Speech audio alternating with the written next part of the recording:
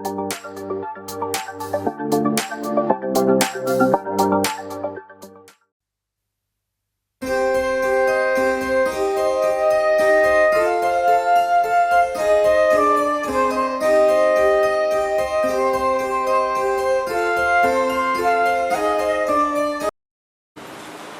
की आम्ही या ठिकाणात का आहोत, कारण देवाची कृपा आणि दया आमच्यावरती आहे.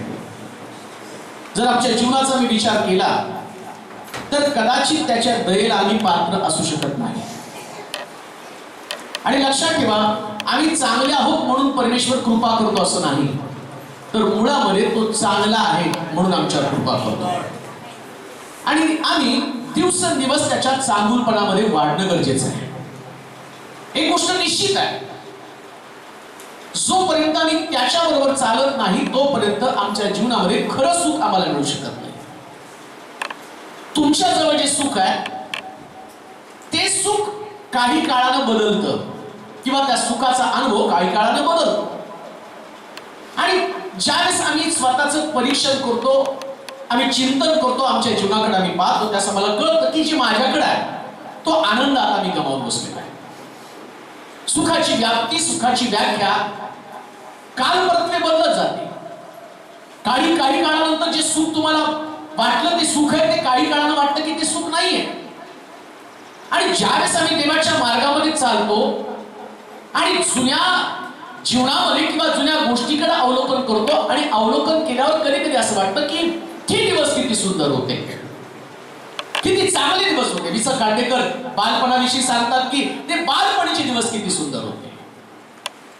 आणि ज्यावेळेस लहान होतो त्यावेळेस त्या दिवसांची आठवण करताना आम्हाला असं वाटतं की कलेल्याचे बालपण सरतं का, कारण त्या काळामध्ये हातामध्ये पैसे नसतात, घरातले लोक निर्णय मान्य करत नसतात. आणि मग आम्हाला असं वाटतं मोठं झाल्यावर फार बरं होईल. आणि मग मोठेपणातल्या लोकांच्या सुखाकडे आम्ही पाहताना आम्हाला असं वाटतं की मोठं झाल्यावर फार बरं आहे.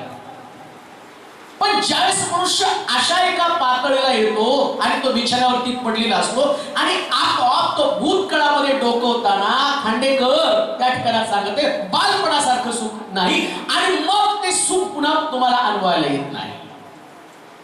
तसं देवाच्या मार्गामध्ये चालत असताना आणि चालता चालता परमेश्वराबरोबर राहत असताना देव अनेक प्रकारच्या चांगल्या गोष्टी आमच्या जीवनामध्ये द्यायला सुरुवात करतो, खूप चांगल्या गोष्टी. आणि गोष्ट लक्षात ठेवा, ज्या दिवशी मनुष्य देवाबरोबर चालायला सुरुवात करतो ना त्या दिवसापासून तो स्वतःचा विचार कधी करत नाही, कधीच नाही. त्याला प्रत्येक वेळेस वाटतं माझं आणि देवाचं नातं घनिष्ठ असलं पाहिजे. त्याच्या डोक्यातले विचार ख्रिस्तमय बनून जातात, त्याचे विचार देवमय बनून जातात. देवाशिवाय त्याचं जीवन अपूर्ण बनतं. परंतु सैतानाला कधीच वाटत नाही की देवाच्या लोकांनी कायमस्वरूपी देवाबरोबर चालावं. गेली 4 दिवस तिथे मीटिंग चालू, त्या मीटिंग मध्ये तुम्हाला कळलं की त्याचा ट्रॅप आहे, त्याची योजना आहे. जसं देवाची योजना स्वर्ग आहे, तसं सैतानाला माहितीये की देवानं त्याच्यासाठी निर्माण केलेला एक नरक आहे आणि त्याला नरकामध्ये पडावं लागेल. मग नरकामध्ये पडताना तो काही एकटा जाईल तो नाही. किती संगती येतील तेवढं ना उडत घेऊन जाणारे गोडगोड बोलून. दारूच्या कुत्त्यावर जाणारा माणूस ना तो, आणि त्या दारुड्याला आणि दुसऱ्या माणसाला सध्याची इच्छा नसती प्यायची, पण तो म्हणतो नाही रे, एकदा ती काय होत नाही तुझ्या बायकोला कळणार नाही. आणि मग एकदा तो दारूच्या व्यसनामध्ये अडकला, त्यातनं तो बाहेर पडत नाही. सैतान एक पाप करायला मनुष्याला भाग पडतो. एक पाप जर तू केलं तर देव क्षमा करणार आहे. एक पापानं तुला जास्त काही फरक पडणार नाही. किती लोक जगामध्ये पाप करतात आणि त्याच्यामध्ये तू थोडंसं पाप केलं तर काय एवढं तुझं, आणि चांगल्या गोष्टी करतो त्यात थोडंसं पाप सपादून जाईल आणि पाहता पाहता पूर्वीचं सुख निघून जातं. आज माझा विषयच आहे पूर्वीचं सुख आठवूया. पूर्वीचं सुख आठवूया. कोणतं सुख पूर्वीचं आहे? ज्या दिवशी तुम्ही देवाबरोबर चालला त्या दिवसापासूनचं सुख तुम्ही आठवा. मला नाही वाटत परमेश्वराचा स्वीकार केलेला कोणता पण व्यक्ती या ठिकाणात त्याच्याकडे नकारात्मक साक्ष येत नाही हो. सगळ्या पॉझिटिव्ह साक्ष आहे. ईश्वरा स्वीकारलं, प्रभूला आमच्या जीवनामध्ये घेतलं, त्या दिवसापासून प्रभूने आमच्यासाठी काही ना काहीतरी केलेले. आठवा, पूर्वी तुम्ही कुठं होता, आज तुम्ही कुठं आहात, आणि परमेश्वर इथून पुढे तुम्हाला कुठं घेऊन जाणार आहे. आणि करत असताना जुन्या सुखाकडे पाहिल्याशिवाय, जुन्या गोष्टीकडे पाहिल्याशिवाय तुम्हाला परमेश्वराविषयी दृष्टिकोन मजबूत करता येणार नाही, देवाविषयीचं तुमचं मत परिवर्तित करता येणार नाही. आणि म्हणून पूर्वीच्या दिवसाची आठवण करा. शास्त्रात असले जुने गोष्टी मनात आणू नका, पूर्वीच्या दिवसाची आठवण करू नका. पण मी आज तुम्हाला सांगेन, तुम्हाला पूर्वीच्या दिवसाची आठवण करणं गरजेचं आहे. जुने दिवस आठवा. वाचूया योबाचं पुस्तक आणि त्याचा 29वा अध्याय आणि त्याची 2 पासून काही वचन वाचूया. योबाचं पुस्तक 29वा अध्याय 2 वचन. हा, पूर्वीचं मांस मला प्राप्त होतं, पूर्वीच्या सारखे माझे दिवस असते तर किती, काय म्हणतो योग, पूर्वीच्या सारखे दिवस असते तर किती बरं झालं असतं. तो पूर्वी सारखं माझं मांस असतं तर किती बरं झालं असतं. काय पूर्वीचं मांस, काय पूर्वीचे दिवस येतो. ज्या दिवशी मी प्रभूला स्वीकारलं, तुमचा जन्म झाला, देव तुमच्या बरोबर चालू लागला, जे तुमचं जुनं जीवन आहे, जिथं तुम्ही सुरुवात केलेली आहे. आता तरुण लेकरांना काय वाटत नाही, ते एकदम व्यवस्थित स्वतःकडे पाहत म्हणतात, मी किती सुंदर आहे, मी किती सुंदर आहे, मी किती सुंदर आहे, आणि मग फोटो काढून भिंतीवर लावून ठेवतात. आणि आता माझ्यासारखा एक व्यक्ती जुन्या फोटोपट बघून सारखं म्हणतो, तेव्हा किती मी हँडसम होतो. योग सुद्धा स्वतःच्या आत्ताच्या जीवनाकडे पाहत असताना म्हणतो, पूर्वी सारखं मांस जर माझ्याकडे असतं तर आता किती बरं झालं असतं. काय घडलं त्या मांसामध्ये, काय या मांसामध्ये बदल घडला, काय या शरीरामध्ये बदल घडला की त्याला जुन्या गोष्टीची आठवण होऊ लागली. लोकांनो, एक गोष्ट लक्षात ठेवा, प्रभूनं तुम्हाला जे आरोग्य दिलं, हे तुमच्या शरीरावरचं मांस जे आहे ते देवानं दिलेलं मांस आहे. तुमचं शरीर निरोगी आहे, ही प्रभूनं तुमच्यावरती केलेली कृपा आहे. आता जे तुमच्यामध्ये आरोग्य आहे, आता जे तुमच्यामध्ये शक्ती आहे, आता जे तुमच्यामध्ये ताकद आहे, आता जे तुम्ही चालता, आता जे तुम्ही बोलता, आता ज्या गोष्टी तुमच्याकडे, ही देवानं तुमच्यावरती दिलेली कृपा आहे. परंतु ही कृपा कायमच तुमच्यावरती राहणार नाही. न कळत वृद्धपकाळ दारावरती दस्तक देत, न कळत रोग शरीरावरती दस्तक देत, कधी तुमच्या शरीरामध्ये प्रवेश करेल सांगता येत नाही. आणि मग ते काही लोक म्हणतात एकमेक, अहो पहिला एक मागच्या महिन्यात तर पाहिलं तो धष्टपुष्ट होता, आता कृश झाला, आता अशक्त झाला, बिछाण्यावरती खिळून पडलेला आहे, त्याच्या अंगातली शक्ती निघून गेलेली आहे, आता तो पूर्वीसारखा दिसत नाही. एवढा हँडसम मुलगा, पण आज त्याची अवस्था एड्सग्रस्त तो झालेला आहे, मरून गेलेला आहे, त्याच्या शरीरामध्ये रोगानं प्रवेश केलेला आहे. देवाच्या लोकांनो, परमेश्वरानं तुम्हाला आणि मला जर सगळ्यात चांगली गोष्ट कोणती दिली असेल, सगळ्यात मोठी संपत्ती कोणती दिली असेल, तुम्ही आणि मी निरोगी आहोत. तुमचं आणि माझं शरीर रोगाच्या प्रादुर्भावापासून दूर आहे आणि परमेश्वरानं हे तुम्हाला दिलेलं आहे. पण परमेश्वरानं दिलेलं आयुष्य, परमेश्वरानं दिलेलं शरीर, कधी कधी या शरीराकडे पाहूनच आम्ही देवाला जास्त दोष द्यायला सुरुवात करतो. देवानं मला काय दिलं, काय माझ्याकडे घर नाही, माझ्याकडे गाडी नाही, माझ्याकडे बंगला नाही, मला चांगली नोकरी नाही. देवाने न दिलेल्या गोष्टींबद्दल देवाला दोष देण्याची आम्ही सवय अंगी बाळगतो. पण पवित्र शास्त्र सांगते, योग म्हणतो, माझी जुन्या गोष्टी मी आठवल्या तर माझं जुनं मांस मला मिळालं असतं तर किती बरं झालं असतं. का मी तुम्हाला सांगत आहे, जी ताकद, जे सौंदर्य, ज्या गोष्टी आता तुमच्यामध्ये आहे, एक दिवशी त्या निघून जाणार आहेत. ही सगळी ताकद, हे मनुष्यामध्ये असणारं बल, त्याची शक्ती, त्याची ताकद, सगळं काही निघून जाणार. आणि निघून गेल्यानंतर जे शब्द तुम्ही देवासंबंधाने उच्चारलेले, ते शब्द मात्र तसेच राहणार आहेत. तो शब्द आताच्या परिस्थितीमध्ये मी देवासंबंधाने उच्चारणार, तो शब्द काही बदलणार नाहीये, त्या शब्दाचं स्वरूप काही बदलणार नाही. अशा परिस्थितीमध्ये मी परमेश्वरानं दिलेलं आरोग्य, याच्याबद्दल धन्यवाद द्यायला सुरुवात केलं पाहिजे. आता तुमच्याकडे नोकरी नाही, पण तुमच्याकडे नोकरीपेक्षा जास्त मौल्यवान आरोग्य आहे. आमेन म्हणत, जरा जोरात आमेन म्हणत. कधी देवा काय दिलं रे, तो म्हणतो दवाखान्यात जा, तुला समजेल. कोणी ते सांगितलं परवा मला, पण टीव्हीवर तरी कोणी बोलते म्हणून. रोजगार हमीच काम करण्यासाठी काही मजूर इकडं रामवाडीमध्ये आणून ठेवले आणि ते बिचारे रस्त्याचं काम करत होते. घरामध्ये लाईट गेली म्हणून त्या माणसानं काडीची पिठी आणावं, मेणबत्ती पेटव म्हणून तो घरात बाहेर पडला. तेवढ्या ते गाडीने त्याला उडवली मजुराला आणि डोक्यावरती पडला. त्याची कवटी फुटली, अनकॉन्शियस झाला. इकडे हॉस्पिटलमध्ये नेऊन त्याला टाकलं, डोकं फोडलं, मेंदू काढला, ऑपरेशन केलं आणि ऑपरेशन करून त्याचा मेंदू त्या माणसाच्या पोटामध्ये ठेवून टाकला. ती पद्धत आहे, पोटामध्ये मेंदू ठेवायची, डोक्यामध्ये नाही ठेवला. का नाही ठेवला माहिती का? हा माणूस जोपर्यंत बिल देत नाही तोपर्यंत त्याचा पोटातला मेंदू काढून डोक्यात ठेवणार नाही. आणि ज्यावेळेस त्याचं बिल दिलं जाईल त्याच वेळेस त्याचं मेंदूचं पुन्हा ट्रान्सप्लांट त्याच्या डोक्यामध्ये करतील. तोपर्यंत त्या माणसाचं फुटलेलं डोकं आत गेलं, डोळे सुजलेले आहेत आणि तो मनुष्य मरणासन्न अवस्थेमध्ये आणि त्याचे सगळे नातेवाईक त्याच्या होतील. आणि त्या डॉक्टर सांगायला आमच्याकडे पैसे नाही, जेवण खायला पैसे नाही, याच्यासाठी आम्ही आमचं घर विकलं आणि बिल एवढं झालं, 80,000 आम्ही भरले, अजून 1 लाख आमची देण्याची ऐपत नाही. 1 लाख देण्याची ऐपत नाही तर याच्या पोटात मेंदू काढणार नाही, डोक्यामध्ये ठेवणार नाही, याची कागदपत्र पण ठेवून टाका आणि या माणसाला आणि तिथं जाऊ नका. याच्यावरती कुठल्या डॉक्टरने उपचार केला आणि करता कामा नये. आणि मग त्याला काय केलं, ते लोक रडायला लागले. शेवटी तो मुकादम आला, 1 लाख रुपये भरले आणि तो म्हटला या माणसाचे 1 लाख मी भरेल, पण 1 लाख फिटेपर्यंत याच्या भावाने इथं काम केलं पाहिजे. ते म्हटले आम्ही आमच्या गावाला घेऊन जातो, तिथं फुकट त्याच्यावरती उपचार केला जाईल. ज्या माणसाचं शरीर, ज्याच्या अंगावरती मांस होतं, दगड फोडत होता, धडधाकट होता, पण आता त्या बेडवरती पडल्यावर तो विचार करत आहे माझ्या अंगावरचं मांस जे पूर्वी माझ्याकडे होतं ते आता माझ्याकडे असतं तर किती सुंदर झालं असतं.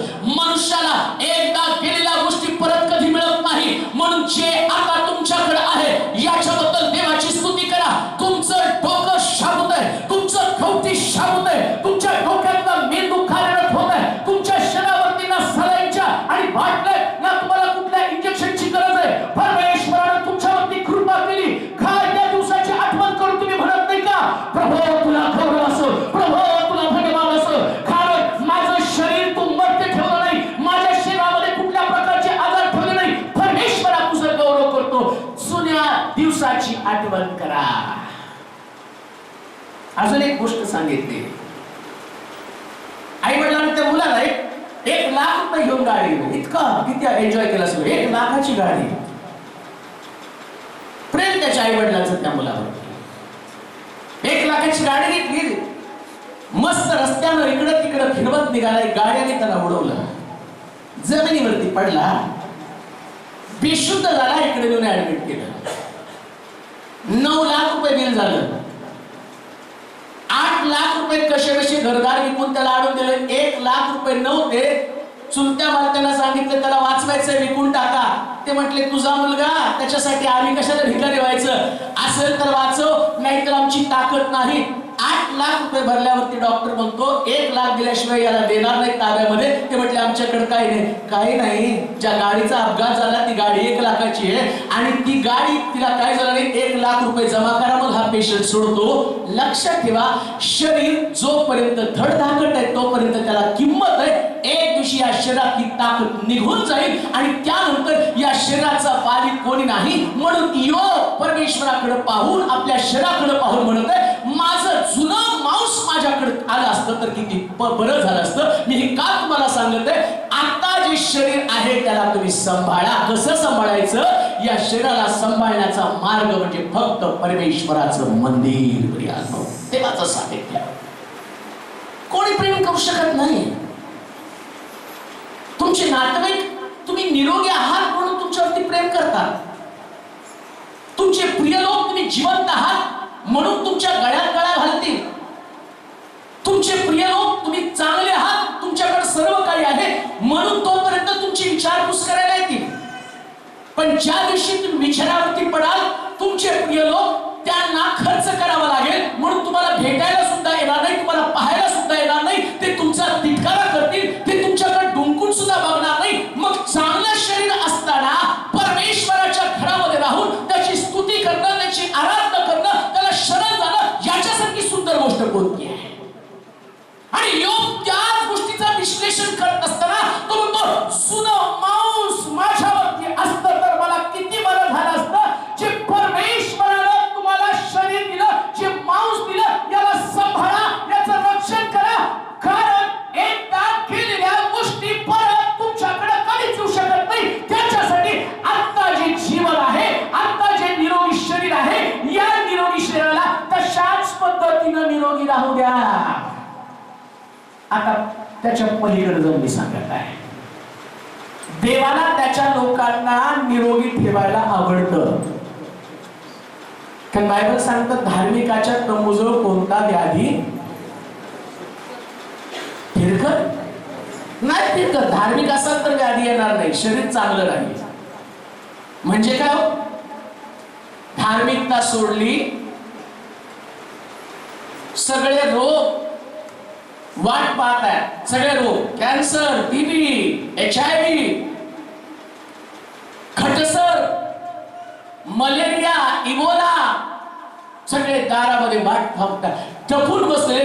हा मनुष्य, ही व्यक्ती, हा तरुण, ही तरुणी, ही वृद्ध व्यक्ती कधी एकदा या धार्मिकतेमधून बाहेर पडते आणि हिला बिछाण्यावरती पडल्यावरती मी पुन्हा तिच्या मांसाची आठवण करून देईल. कधी एकदा मी तिच्यावरती खाला घालेल, कधी मी या व्यक्तीवरती आणि या व्यक्तीवरती हल्ला करेल. रोग वाट पाहते कशासाठी? तुम्ही धार्मिकता सोडावी याच्यासाठी.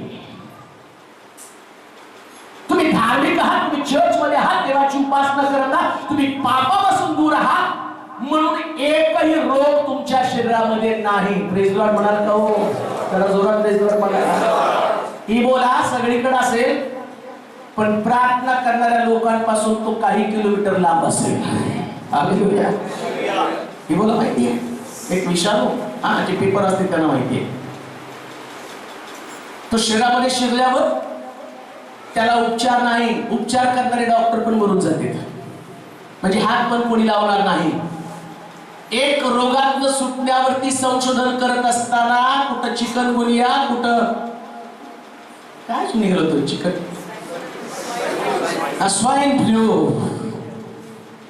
एक ते म्हटले याच्यावरती विजय मिळवला, याच्यावरती विजय मिळवला. तो सैतान तिथं बसून म्हणतो असं माझ्याकडे याच्यापेक्षा एक अस्त्र आहे. तुम्ही शोधत राहा, मी पाठवत राहतो. तुम्ही शोधत राहा, मी पाठवत राहतो.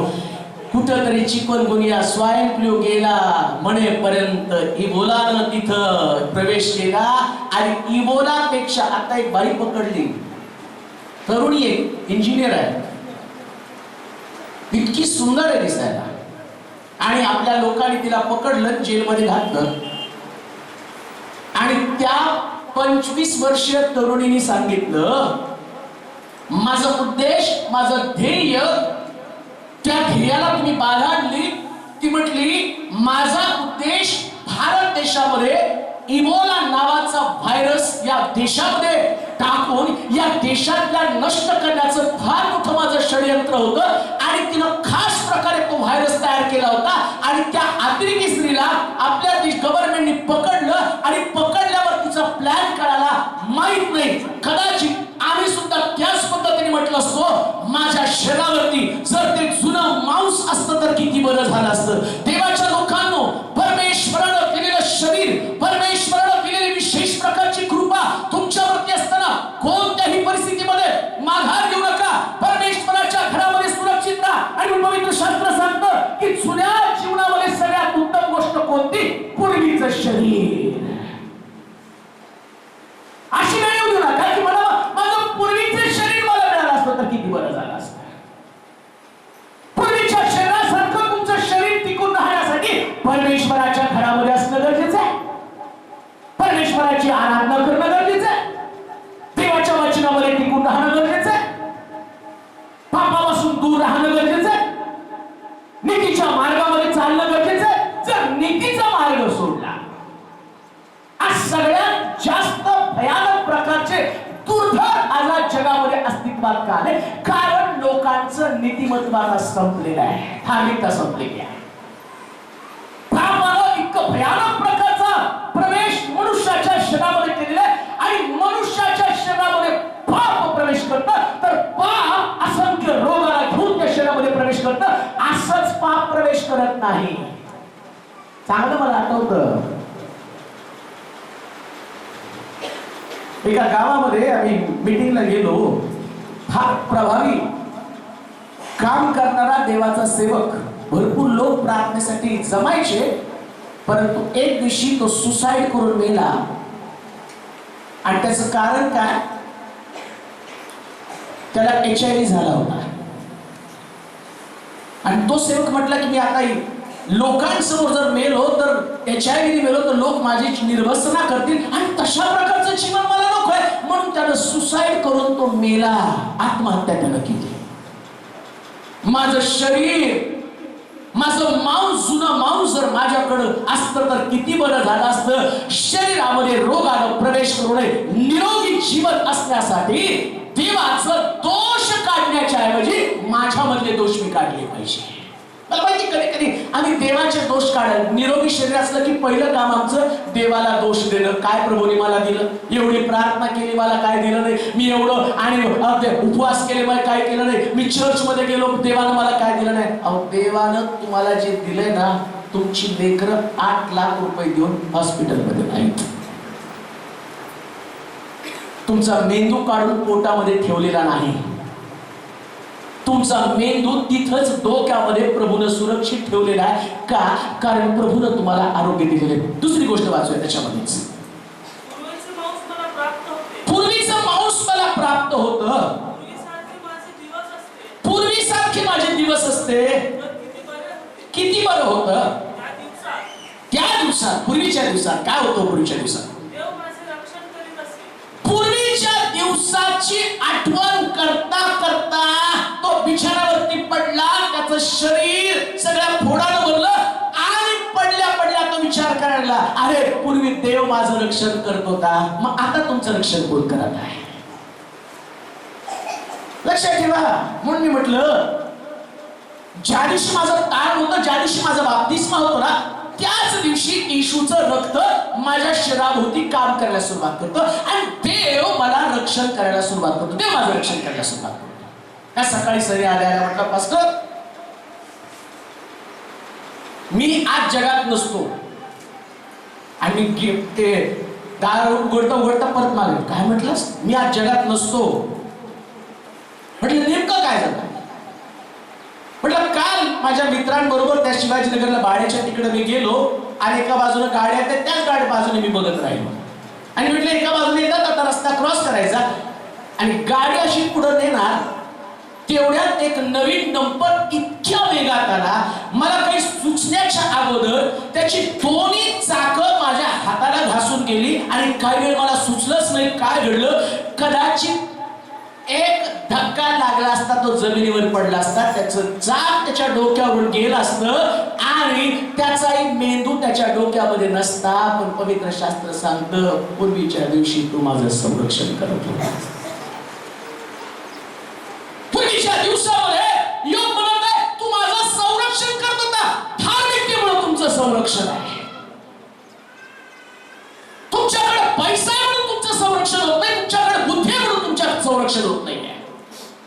तुम्ही फार ज्ञानी विचारवंत आहात, तुम्हाला सगळ्या मेडिसिनची नावं माहिती म्हणून तुमचं संरक्षण होत नाही, तुम्हाला चांगल्या डॉक्टरची नावं माहिती म्हणून तुमचं संरक्षण होत नाही, तुम्ही चांगलं खाता म्हणून पण तुमचं संरक्षण होत नाही. आम्ही म्हणाल का? का माझं सगळं पथ्य पाणी व्यवस्थित आहे, आता माझ्यावरती रोग कुठल्या प्रकारचं आणि हल्ला करणार नाही. नाही हो, चांगलं खाण्यानं नाही.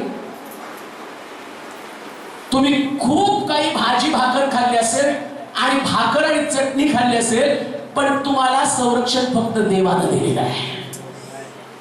देव तुमचं संरक्षण करत आहे. परमेश्वरानं जर तुमचं संरक्षणच केलं नाही, तुमचा बचाव कसा होणार?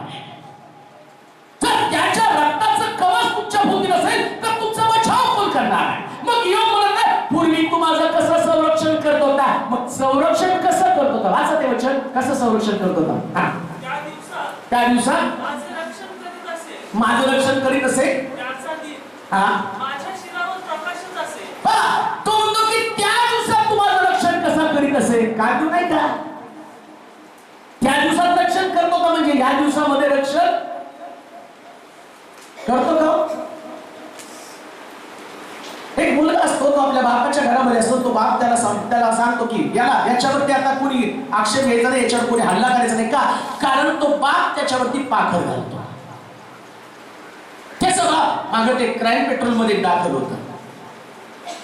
एक गुन्हेगार, एक छोटा मुलगा, आणि तो छोटा मुलगा तो गेला एका ठिकाणामध्ये आणि तो जो मनुष्य आणि एक काय धंदे करत होता आणि दारूच्या बाटल्या विकायचा आणि त्याच्या लक्षामध्ये ते टेक्निक आलं आणि त्या माणसाचं मर्जी त्यांनी संपादन केली आणि तो मनुष्य म्हातारा झाला. तो म्हटला आतापासून माझा सगळा धंदा तू पाहायचं आणि मग त्या माणसाने त्याच्या ताब्यामध्ये ते देऊन टाकलं.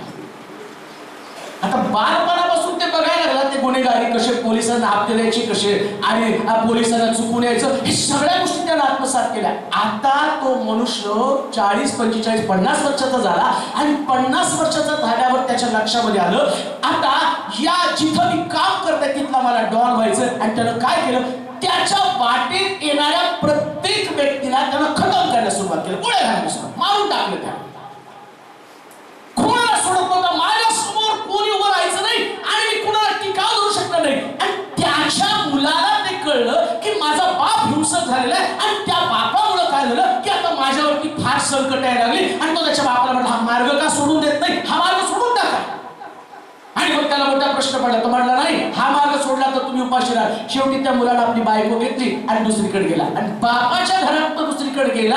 दुसऱ्या एका व्यक्तीबरोबर काम करू लागल्याबरोबर काय झालं, दुसरे गुन्हेगार आले ज्यांचे सगळे धंदे या माणसानं बंद पाडले होते आणि त्यांनी आला आणि त्याच्यावर गोळ्या घालायला सुरुवात केली. त्याला कळलं माझ्या बापाच्या घरापासून मी जर दूर राहिलो तर माझा बचाव होणार नाही. पुन्हा तो आपल्या बापाच्या घरी आला. संरक्षण तोपर्यंत देव करतो जोपर्यंत तुम्ही त्याच्या घरामध्ये आहात तोपर्यंत तुमचं संरक्षण आहे. एकदा का देवाचं घर, परमेश्वराचं सानिध्य आमच्यातून निघून गेलं म्हणून पवित्र शास्त्र सांगतं 91 सूत्रामध्ये म्हटलं जो परापराच्या गुप्त स्थळी बसतो तो सर्व समर्थाच्या सावलीमध्ये राहील. देवाच्या घरामध्ये तुम्ही सुरक्षित आहात, परमेश्वराच्या सानिध्यात तुम्ही सुरक्षित आहात. परमेश्वराचं सानिध्य तुमच्याकडे असल्या कारणानं तुमच्याकडे उपासमारी आलेली नाही, तुमच्याकडे आणि कर्जबाजारीपणा आला नाही, तुम्हाला रोजची भाकर मिळत आहे परमेश्वराच्या बरोबर राहिल्या कारणानं. कारण त्याला प्रार्थना शिकवताना काय म्हटलं, आमची रोजची भाकर. हालेलुया. ज्यांना प्रार्थना शिकवली त्यांना रोजची भाकर आहे. कोण इथं उपाशी आलं का विशेष भरपूर खाऊन आले आणि जे खाऊन नाही आले ते घरी गेल्यावर तुटून पडणार आहेत. म्हणजे देवानं सगळ्याला भरपूर दिलेलं आहे. का दिलं? तुमच्याकडे पगार आहे पैसा म्हणून नाही. देवानं सांगितलं या गोष्टी यांना मिळू दे. कधी कधी पैसा असतो पण त्या गोष्टी मिळत नाही. हो, पैसा पण असतो, उपलब्ध असतात, पण डॉक्टर सांगतात खाऊ नका. पण आम्हाला कोणालाच डॉक्टरने सांगितलं नाही खाऊ नका आणि आपल्या चर्चमध्ये असे लोक डॉक्टरने सांगितलं तरी ऐकत. हालेलुया, हालेलुया, सुरात म्हणा हालेलुया. किती पण सांगू द्या डॉक्टर नका हो, त्यालाच गुण असतात. No sir. का हो? कारण तुम्हालाही गॅरंटी आहे की तो बसलाय ना तुम्हाला राखणार आहे, तुम्हाला सांभाळणार आहे. त्याचं रक्षण आहे. परमेश्वर तुम्हाला प्रोटेक्ट करतो, तो तुम्हाला देतो. आणि देव देताना फक्त काम काय, मला परमेश्वराच्या घरात राहायला पाहिजे. योग म्हणत आहे पूर्वी तू माझं संरक्षण करत होता, तो देव पण म्हणतो अरे पूर्वी तू बारीक सारीक झालं तर मला येऊन बिलगत होता. ती लेकरं घरात जर बघितली ना फार हुशार असतात. लेकरं जातात तिकडे तिकडे फिरतात, चांगलं टकमक बघतात आणि इकडून तिकडून बघितलं ना काय त्यांच्या डोक्यात फाड करणं मुस्कळत मारतं आणि पळत पळत येतं मम्मी पप्पा. आता प्रॉब्लेम काय, त्या माणसाने ह्याला बदला घ्यायचा असतो, ह्याला द्यायची ती चापट. पण त्याच्या पप्पाला बेकर फारच नटकट आहे. हो, तुमचं पोरगं फार ऍक्टिव्ह आहे म्हणायचं काय, आगाव आहे. तुमचं पोरगं फार ऍक्टिव्ह आहे आणि लाड लाड गालगुच्छ पण घेतो, पण दाखवत नाही मी याचा गालगुच्छ घ्यायला आलेलो आहे. तो त्याच्या तोंडाला ते पोरगं ओरडतं त्याचा अहो लई सोडता का. तो मुलगा जर समजा त्याला मारून तिथंच थांबला असता तर त्याला एवढा कुदलला असता की तो परत त्या बाजूला सुद्धा गेला नसता. होय देवाच्या लोकांनो, लक्षात ठेवा, लुसिफरला तुम्हाला भरपूर बडवायचंय, पण तो का बडवत नाही? तुमच्या बापाच्या हातामध्ये सुरक्षित आहात, तो तुम्हाला काही करू शकत नाही. म्हणून तो म्हणतो, जुन्या जीवनामध्ये तू माझं कसं संरक्षण करत होता, किती मला सांभाळस, मला तू राखलस. हे प्रभू, का आता त्याची मला आठवण होत नाही? कारण मी बारीक सारीक गोष्टीकडे तुझ्याकडे येत होतो. मला ज्यावेळेस भीती वाटत होती मी तुझ्याकडे येत होतो. मला आजाराची भीती वाटत होती आणि म्हणतो पप्पा, अप्पा, पिता, आणि मी तुझ्याकडे यायचं. होय, बारीक सारीक गोष्टीसाठी सुद्धा आता पण देवाकडे जा, कारण देवापासून तुम्हाला संरक्षण आहे. काय जुन्या गोष्टीमध्ये देवाकडे गेला का? कारण झाल्यावर सगळं काय झालं, जरा काय झालं तुम्हाला आठवतंय? 10वीला मी पास झालो, नुकतंच आमचं तारण झालं. पटकन माझ्या आईने घेतलं, मला बसवलं आणि पहिली प्रार्थना केली, देवा तू याला 10वी पास केला. किती पडले टक्के सांगत नाही, नाही तर सर मास्टरला पडले, माझ्याकडनं कशाला अपेक्षा घेतला? जास्त पडले.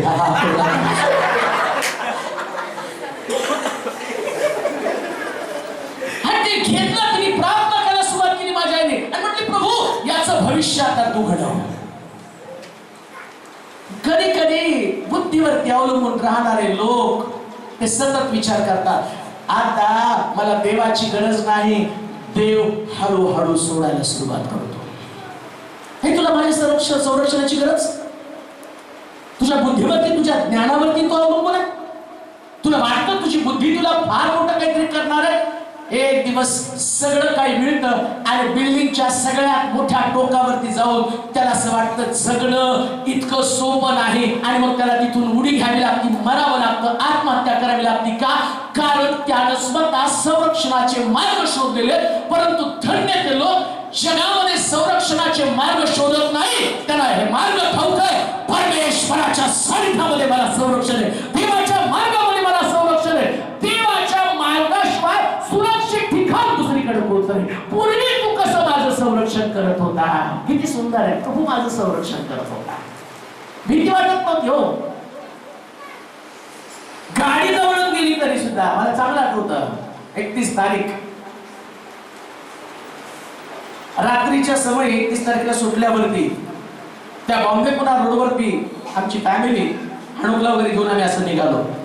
लहानपणापासून आजपर्यंत 8 महिन्याचा होता त्यावेळेस 15 फुटावरून रांगत उडी मारली. ज्या ठिकाणात आमची डोक पडली तिच्या डोक्याला जवळजवळ 11 टाके पडले आणि तिथून तो पडला, वाचला.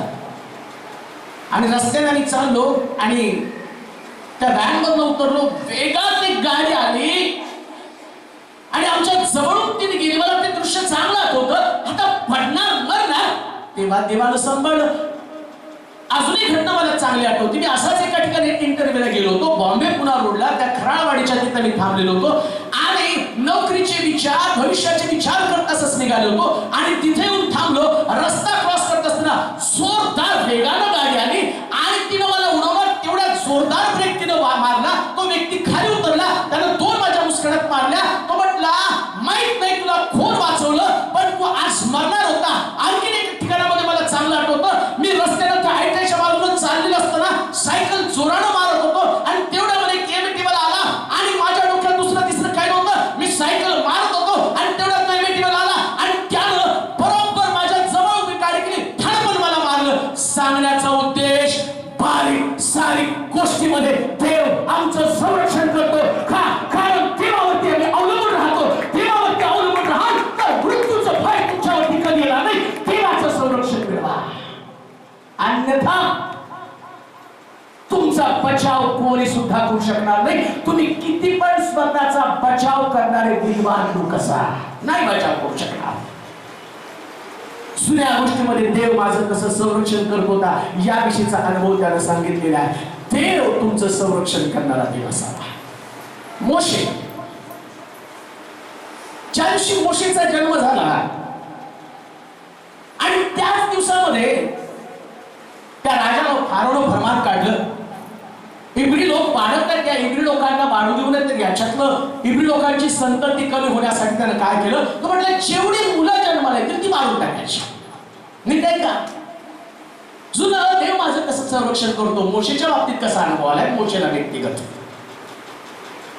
आता काय झालं की सगळी लेकरं मारायला सुरुवात केल्याबरोबर इकडं मोशेच्या आईच्या पोटामध्ये मोश होता आणि मोशेची आई विचार करते की याचं बचाव व्हायला पाहिजे.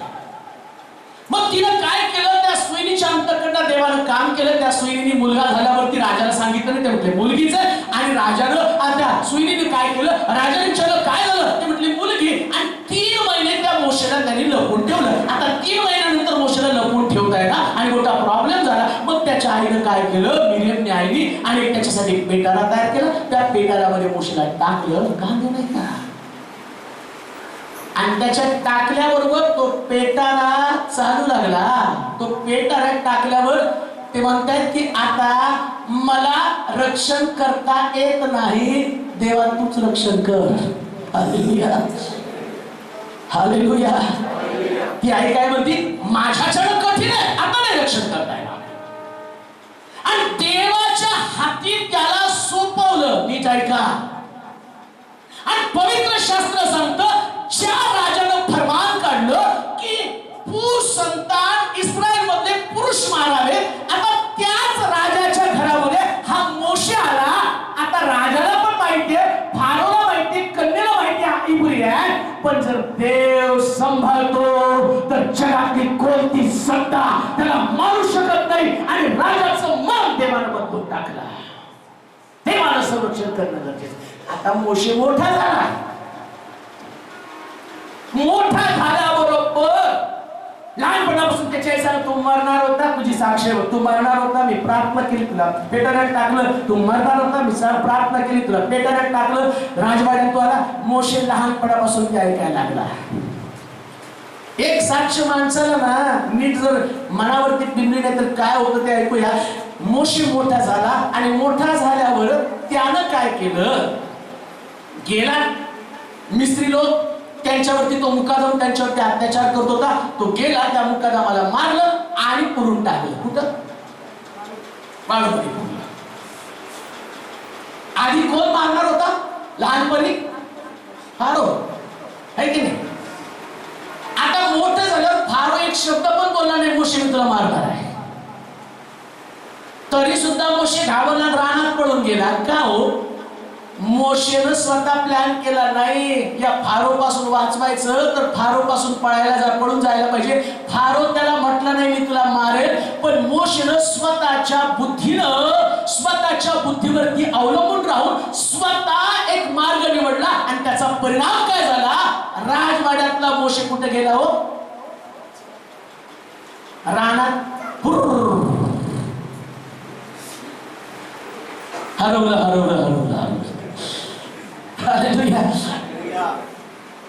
आता मोशे मेंढरा चारायला लागला. आणि या मोशेचं साक्ष काय, त्याच्या कानामध्ये त्याची आई सांगत होती, देवानं तुला लहानपणी वाचवलं, फारो तुला मारणार होता, मी प्रार्थना केली, पेटाऱ्यात ठेवल्या, तू वाचला. मी प्रार्थना केली, तू पेटाऱ्यात ठेवल्या, तू वाचला. आता मोशे 40 वर्षाचा झाल्यावर या मोशेच्या मनामध्ये भीती आहे. का, कारण रक्षणासाठी त्यानं देवाकडे पाहिलं नाही. आणि मोशे तिथं बसून काय विचार करतो, जुन्या दिवसात तू माझं कसं रक्षण करत होता. हालेलुया. देवाच्या लोकांनो, आत्ताही तुमची साक्ष हीच असू द्या, त्या दिवशी देव माझा गार्ड आहे, आज पण देव माझा गार्ड आहे. Hallelujah, hallelujah. जोरात म्हणा. तुमच्या बरोबर बॉडीगार्ड आहे, अदृश्य बॉडीगार्ड आहे. बरं, दिसत नाही तो बॉडीगार्ड चांगला आहे, नाही का. दिसणाऱ्या बॉडीगार्डला कोण घाबरत नाही, पण अदृश्य बॉडीगार्ड कोण इतर डोंगर भासला करतो, ताकद आहे त्याच्याकडं. म्हणून मोशे ज्या दिवशी त्याच्याकडं अदृश्य बॉडीगार्ड आला, नीट आहे का.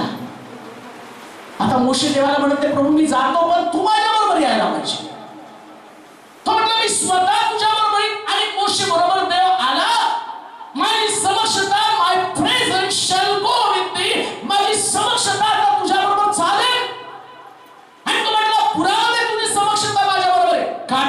काठी टाकल्यावर आणि त्याचा साप झाला, पकड, पुन्हा काठी झाली. आता देवानं त्याच्या समक्षतेचा पुरावा त्याला दिला. आणि आता मोशे चालू लागला. मोशे समोर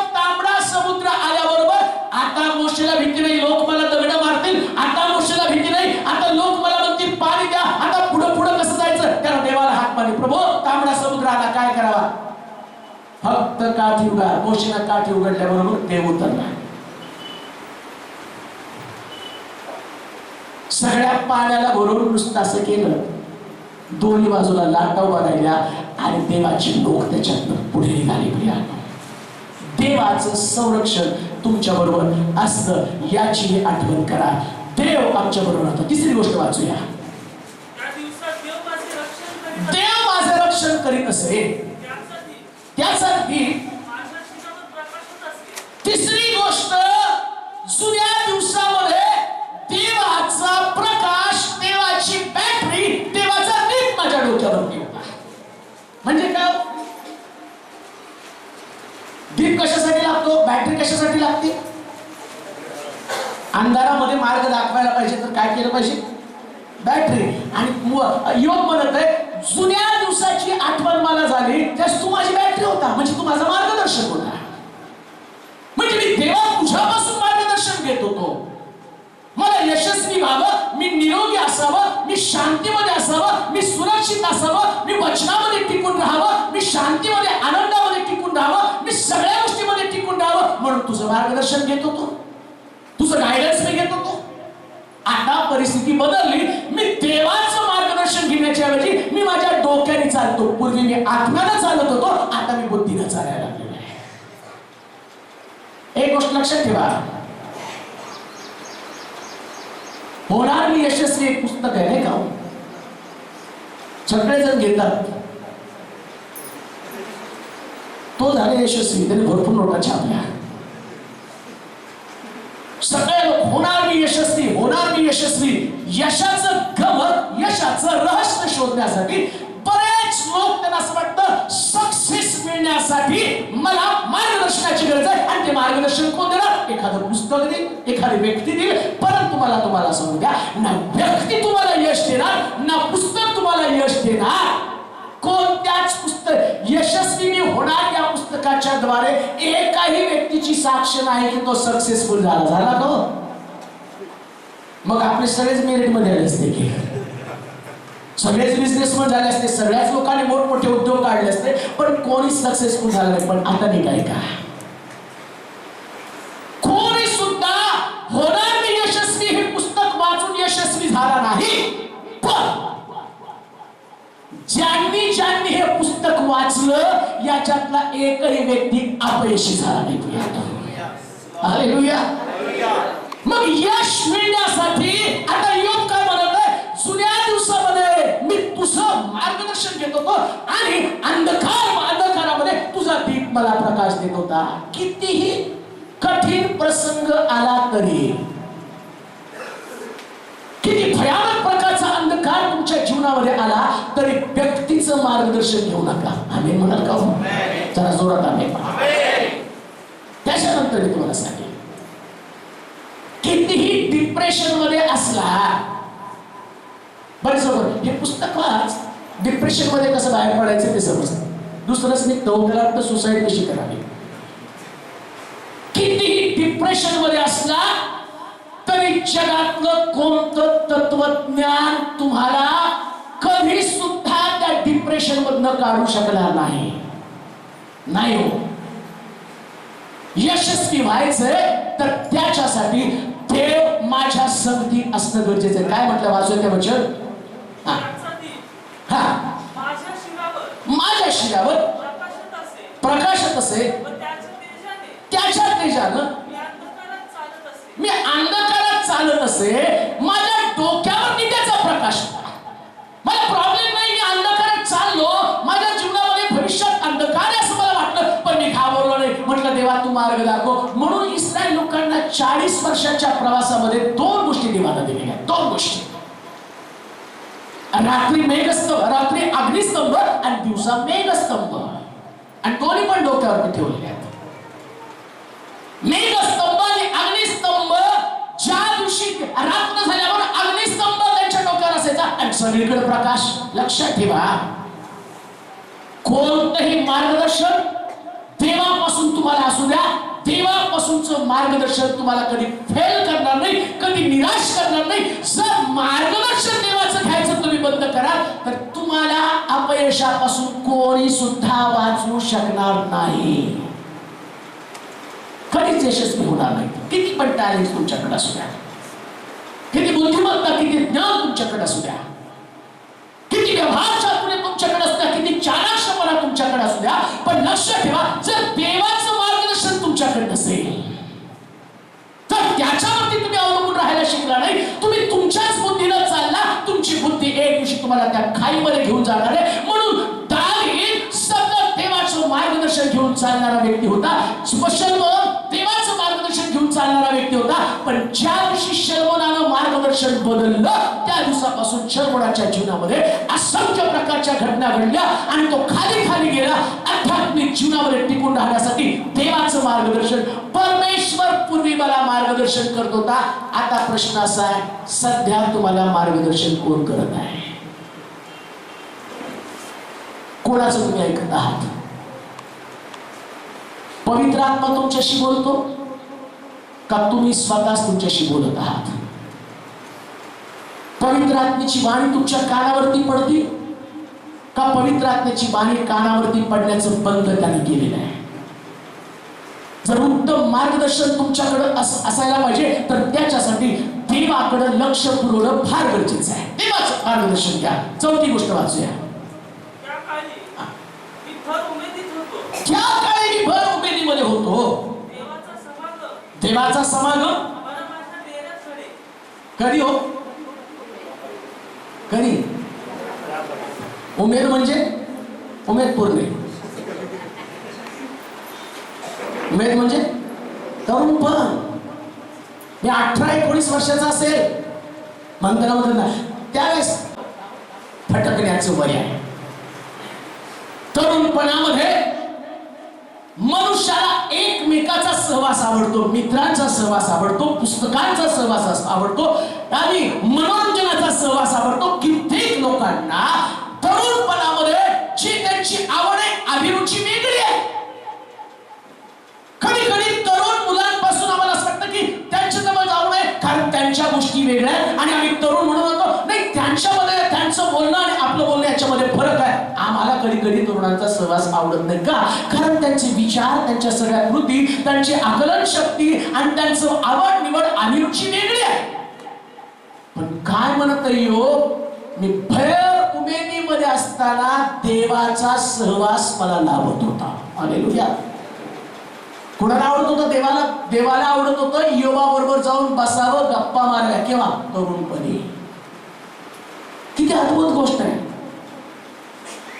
ज्या तरुणपणी लेकरं अश्लीलतेकडे जातात, ज्या तरुणपणी लेकरं व्यसनाकडे जातात, ज्या तरुणपणी लेकरांची आवड निवड वेगळी असते, ज्या तरुणपणामध्ये लेकरं सिनेमा, नाटक, चरस, गांजा या भयानक प्रकारच्या गोष्टीमध्ये, ज्या तरुणपणामध्ये लेकरं कदाचित दुष्ट विचारानं भांडणं, मारामाऱ्या करतात, त्याच तरुणपणामध्ये शास्त्र सांगतो, योग म्हणतो, मी भर उमेदीमध्ये असताना परमेश्वर माझ्या बरोबर राहत असे. अद्भुत अद्भुत गोष्ट. एवढी सुंदर साक्ष एवढ्या पुस्तकात मी कधीच वाचली नाही. एवढं सुंदर घटना या पवित्र शास्त्रामध्ये मी वाचले नाही. तो म्हणतो मी तरुण होतो, भर उमेदीमध्ये होतो. माझ्याकडे स्वप्न होतं, माझ्याकडे स्वतःचे विचार होते. बऱ्याच लोकांना असं वाटतं तरुणपण एन्जॉय करण्यासाठी. ओय, तरुणपण एन्जॉय साठीच आहे.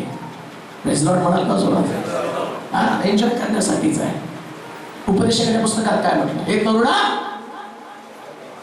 तुझ्या तारुण्यात तुझं अंतःकरण तुला जॉय. तरुणपण जॉय रिजॉइस साठी आहे. पण ते कसलं आनंद, कसला उल्हास? देवाच्या समक्षतेमधला आनंद. देवाच्या समक्षतेमधला. काय योबाला मित्र नसतील का? काय योबाकडे स्वप्न नसतील का? काय योबाच्या आवडीनिवडी नसतील का? काय योबाच्या डोक्यामध्ये त्या वासना, त्या तरुणपणातले आणि सगळे मोहाचे प्रसंग नसतील का? पण तरी सुद्धा योग म्हणतो मी परमेश्वर. वाचता का ते वचन? फार सुंदर आहे. हा, भर कुठं उमेदीमध्ये? हा, त्या काळी हा देवाचा समागम कुठं घडव? कुठं? जरा जोरात बोला, कुठं? तर आमच्या चर्च मध्ये फार पावर आहे. आणि लोक काय म्हणतो, पावर कुठे? कुठे हो? तो म्हणत नाही चर्च मध्ये देव आहे, तो म्हणतो माझ्या घरात येऊन बघा देव आहे, माझ्या डेऱ्यामध्ये देव आहे. तुम्ही या पहा. मी त्या कोपऱ्यामध्ये जाऊन माझ्या देवाला बोलवतो, मी गुडघे टेकतो, मी उपवास करतो. परमेश्वर स्वर्ग सूर्य माझ्यामध्ये उतरून येतो. I presence. मला तर असं वाटतं योग शेतातनं घरी आल्यावर परमेश्वर वाट पाहत असेल. तो कधी घरावर येतो, स्वच्छ होतो, कधी प्रार्थनेला बसतो. आणि तो प्रार्थनेला बसल्याबरोबर देव त्याच्या समोर. योगा जसं दानिएल तुझ्या प्रार्थनेला आरंभ होण्या, दानिएलाच्या प्रार्थनेमध्ये दानिएल म्हणतो देवदूत उत्तर घेऊन येत होते. योग प्रार्थना करताना देव स्वतः उतरून येत होता. हालेलुया. काय प्रेझेन्स, कसलं जीवन असेल. मी भर उमेदीमध्ये असताना परमेश्वराची समक्षता माझ्यामध्ये होती. आणि काय होता त्याचा परिणाम? जुनं जीवन किती सुंदर. खालच्या वचनामध्ये माझ्या सानिध्य सर्व समर्थ असे, माझी मुलं बाळ माझ्या सभोवती असत. देव असल्यावर काय हो? पाणी होत नाही आमच्या पायावर कोण. आणि योग काय म्हणतो, मी असे पाय ठेवून बसल्याबरोबर पडल मी तू ठेवून असते. मी असे पाय सोडून बसायचं तर दही लोणी माझ्या पायाजवळ आणून ठेवत होते आणि त्याच्यामध्ये माझी पावलं दिसत होती. लक्षात ठेवा तरुणांनो, रेचेल समृद्धी सर्व प्रकारचं रिचेसनेस केव्हा येतं? ज्या परमेश्वर तुमच्या देण्यामध्ये येऊ लागतं, आपोआप समृद्धी तुमच्या घरामध्ये येऊ लागते. तोपर्यंत येऊ शकत नाही. कदाचित तुमच्याकडे मोठं स्वप्न असेल, पण जर तुमच्याकडे परमेश्वर नसेल तर तुमच्या स्वप्नांना उडण्याची ताकद नसणार आहे. एक ना बिरबल आणि अकबर बादशाह दोघं जण जंगलामध्ये निघाले. आणि बिरबल जाता जाता भजन करत, वर्शिप करत, मी आपल्या भाषेमध्ये, आता आपला बिरबल आणि आपलाच अकबर, हम तो गाना गात चालला. हालेलुया स्तुति करेंगे, यीशु जी की स्तुति करेंगे, गाना जय जय प्रभु श्री, सगळे गाणं गात गात चाललेलं आहे. अकबर त्याच्याकडे बघायला दिल आहे. आणि योग आहे काय बिरबलाचं त्याच्याकडे लक्ष नाही. आणि राजाला, त्या अकबर बादशाला खूप भूक लागली. आणि अकबर बादशाह बिरबलाकडे म्हणायला लागला, अरे भजन बंद कर, भूक लागली, कुठेतरी शोध काय खायला मिळतं का. यानं त्याच्या शब्दाकडे लक्ष दिलं नाही. आणि तो हालेलुया स्तुति करेंगे जय जय प्रभु यीशु की म्हणत म्हणत आज का ये दिन योगाने बनाया म्हणत म्हणत तो निघाला. राजा म्हटला हा गेला कामातून, आता हा काय शुद्धीवर यायचं नाही. अकबर बादशाह मात्र शोधत फिरला सगळे घरं. एक झोपडी दिसली जंगलामध्ये. गेला, लोकांनी पाहिलं राजा, अकबर राजा आपल्या घरी आला. बसा बसा महाराज, काय पाहिजे? मी भुके नाही, मला काय ते. अगं पटकन स्वयंपाक कर, महाराज आले, महाराज घरी आले. आणि त्याने पंचपक्वान्न तयार केली, भरपूर खाल्लं, पोट भरलं. आणि राजा म्हटला या गाढवासारखं मी केलं नाही, ह्याला नुसतं भजन करून आणि तो आपलं पोट भरायचा प्रयत्न करतो, मी मात्र प्रयत्न करून सगळं काही मिळवलं. आणि तो म्हटला एक काम करा, एक डबा द्या आणि त्या डब्यात माझ्या बिरबलला पण थोडंसं जेवण द्या, तो पण उपाशी. आणि त्यानं डबा घेतला आणि आला. आणि बिरबल त्या ठिकाणात त्याचं सगळे आराधना संपली की झाडाखाली बसून प्रार्थना करत होता. प्रार्थना संपली आणि बिरबलच्या पुढ्यामध्ये डबा केला. बिरबल, तुझ्या देवानं जी प्रार्थना, जी आराधना तू केली, त्या प्रार्थनेला जेवण दिलं नाही. मी प्रयत्न केला आणि शोधलं, म्हणून माझ्या प्रयत्नानं मी पण जेवलो आणि तुला पण डबा घेऊन आला. बिरबल तिकडून म्हणतो, महाराज तुम्ही प्रयत्न केला, तुम्ही मेहनत केली, म्हणून तुमचा एवढा वेळ वाया गेला. मी झाडाखाली बसून नुसती आराधना केली तर माझं जेवण माझ्यापर्यंत चालत चालत आलं. Hallelujah, hallelujah, hallelujah. माझं जेवण माझ्यापर्यंत चालत चालत आलं. तुम्हाला मात्र सगळी घरं शोधत फिरावी लागलं आणि एक घर शोधलं आणि मी इथं प्रार्थना करत बसल्यावर तुम्ही खाल्लं आणि माझ्या देवाला आठवण करून दिली, बिरबलला पण डबा घेऊन जा. होय देवाच्या लोकांनो, परमेश्वराच्या मार्गामध्ये चालणाऱ्या लोकांना कोणत्याच कोणत्या वस्तूची गरज आणि आकडी कमतरता राहणार नाही. सर्वोत्तम गोष्टी प्रभू त्यांना देणार आहे. त्याची पावलं दुधामध्ये आणि दह्यामध्ये मी भिजत ठेवणार. का? देवाबरोबर तरुणपणे चाललं तर तरुणपणे देवाबरोबर चाला. कोणाबरोबर चालू नका, पण देवाबरोबर चाला. आम्ही म्हणत का? लक्षात ठेवा, ज्यावेळेस तुम्ही तरुणपणे देवाच्या मार्गात चालताना मग तुमच्याकडे कोण येत नाही. मी जोपर्यंत तारणत नव्हतो, खंडीचे पेंडी मित्र मित्रांना टाइम पास लागतो. अरे म्हणून एकदा मला माहित, आमच्याला माहित नाही, एकदा मला माझा मित्र घेऊन आला. चल म्हटलं, आज तुला जेवणाची पार्टी. मी पण खुश. कुठं रे? आमच्या हॉटेलमध्ये गेलो. बसले दोघं जण. ऑर्डर दिली, तंदुरी चिकन, आमकं तमकं सगळं. मी म्हटलं पैसे नाही माझ्याकडे. तुला तर माहिती म्हणजे माझ्याकडे कधी पैसे नसते. तुला कशाला काळजी, मी देतो ना तुला. आणि मग मागवलं सगळं. आणि चांगले स्कॉलर. मलाही त्यांचं रूप पहिल्यांदाच कळलं. रोज मी त्यांच्यावर बसणार, उठणार, बोलणार, पण त्यांचं खरं रूप मला कधी कळलं नाही. आणि तेवढ्यात ते म्हटले 4 बियर लाव. आणि मग तिने आणली आणि ठेवल्या. ते म्हटले तुला किती भरू?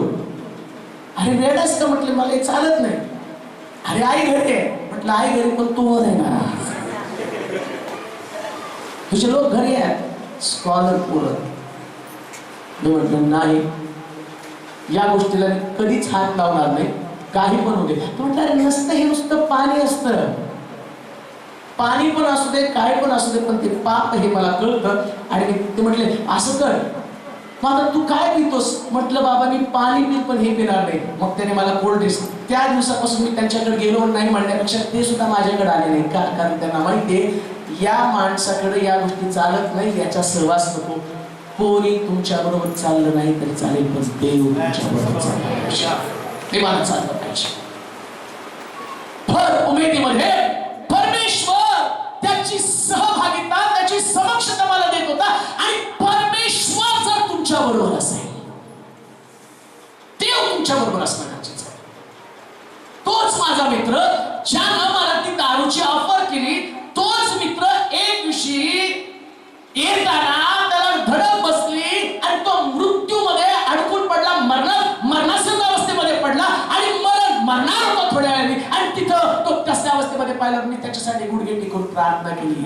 तो शुद्धीवरती आला. देवाने त्याला बरं केलं. त्याच्या डोक्यात अजून पण आहे. तो म्हणतो मनुष्य दिवामुळे मी वाचलो. परमेश्वर आमच्या बरोबर असणं गरजेचं आहे. भर उमेदीमध्ये देव माझ्या डेऱ्यामध्ये राहत होता. आणि परिणाम काय? जुन्या गोष्टीमध्ये माझी पावलं दह्यामध्ये भिजत होती, लोण्यामध्ये, दुधामध्ये भिजत होती. लक्षात ठेवा, देवाला तुमची पावलं कशात भिजवायची? तो की दह्यात. अजून जोरात बोला. दह्यात आणि गुलाब पाण्यात पण नाही. हो स्वस्त आहे ते. कशा कसं आहे हो लोणी सध्या? सिस्टरला माहिती असतं. त्यांचं लोणी आमच्याकडे जास्त 300 रुपये किलो. का अर्धा किलो? किलो. आता किलो तुमचे पाय भिजून निघणार आहेत का? दही आणि लोणी तोंडाला लावायला मिळत नाही. दही आणि योगाच्या पायाला देव दही लावायला निघाला का? कारण पवित्र शास्त्र सांगतं देव तुमच्या डेऱ्यात असेल तर गौरव तुमच्या पायाखाली असणार आहे. हालेलुया. गौरव तुमच्या पायाखाली असणार आहे. म्हणून तो म्हणतो शेवटची गोष्ट वाचूया, लास्ट फक्त. दया लोण्यात माझी पावलं भिजत, खडकातून तेलाचे कोण झाला माहिती का? रिलायन्स वाला खोलून खोलून त्याला पेट्रोल सापडला, पण योगाची साक्ष काय? परमेश्वर माझ्या डेऱ्यात होता, मी नुसतं खडकाला पाय लावला तर तेल निघत होतं. प्रेज लॉर्ड म्हणाल का हो? पहिला खडकातलं पाणी काढणारा, खडकातलं तेल काढणारा आणि सगळ्यात मोठी रिफायनरी फॅक्टरी जर कोणी काढली असेल तर पवित्र शास्त्र सांगितलं योबानं जगातलं पेट्रोल डिझेल हे योबावर लावलेला शोध, आणि योब म्हणतो खडकातलं तेल निघत होतं, खडकातलं खडक देव फोडत होतं माझ्यासमोर. आणि खोलतो आज जातो तर सापडत नाही. का सापडत नाही? सगळ्यात महाग तेल आमच्याकडे आहे. अमेरिकेत 200 रुपयाला विक्स, नाकात विक्स घालतो ते 200 रुपयाला, आणि पेट्रोल केवढ्याला माहिती का? 50 रुपयाला. विक्स महाग आणि पेट्रोल स्वस्त. आपल्या घरात सगळीकडे रिक्षा डब्या आहेत, तिथे रिक्षा डब्या सापडत नाही. आणि याच्यापेक्षा जर तुम्ही दुबईला इकडे तिकडे गेलात तर 2 रुपये 20 पैसे वगैरे असते तरी त्यांच्याकडे तेल आहे. पण योग म्हणतो देव माझ्या बरोबर असल्या कारणाने इतकी रेलचल का देऊ नाही का? डोळे उघडे ठेवा, तुमचे विचार नीट करा. जर परमेश्वर तुमच्या डेऱ्यामध्ये असतील तरुणांनो, तुमच्या गाडीला पेट्रोलची काळजी नाही. हालेलुया. जरा जोरात हालेलुया म्हणावं. कधी कधी म्हणतो कस का चालत पेट्रोल नाही. देवाला डेऱ्यात घ्या, पेट्रोलच्या खालीच तुमच्या मालकीच्या असते. हालेलुया. आणि म्हणून शेवटची गोष्ट वाचूया.